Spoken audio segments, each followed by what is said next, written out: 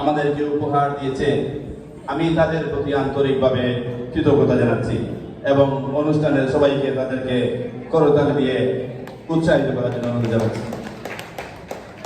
সম্মানিত সুধী মণ্ডলী, এই অনুষ্ঠান সুন্দর করতে গিয়ে যদি কোনো জিনিস অসুন্দর হয়, সেটার জন্য জেলা শাখার সভাপতি হিসাবে আমি আপনাদের কাছে কর জোড়ে ক্ষমা চেয়ে দিচ্ছি। আর যদি সুন্দর কোনো কিছু হয়, আপনাদের মনের মতো কোনো কিছু হয়, আপনাদের মনকে যদি আমরা স্পর্শ করতে পারি, সেই জন্য কৃতজ্ঞতা বোধ করছি। সম্মানিত সুধী মণ্ডলী, আমরা আশা করব, আমি বক্তব্য লম্বা করছি না, কারণ আমাদের মাননীয় প্রধান অতিথি মহোদয় অন্য একটা জায়গায় অনুষ্ঠানে যাবেন, না হলে আমি কিছু বলতাম।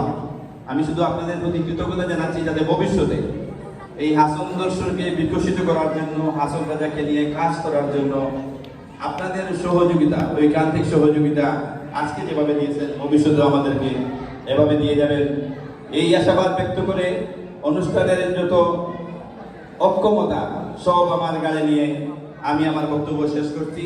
সেই সাথে প্রথম পর্বের অধিবেশন সমাপ্তি ঘোষণা করা হলো।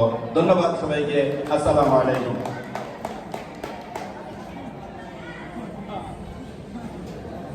সভাপতির বক্তব্যের মাধ্যমে আমাদের প্রথম পর্বের সমাপ্তি ঘোষণা করলেন এবং 10 মিনিটের একটা ব্রেকের পর আমরা পরবর্তী মনোজ্ঞ সাংস্কৃতিক অনুষ্ঠানের আয়োজনে চলে যাব।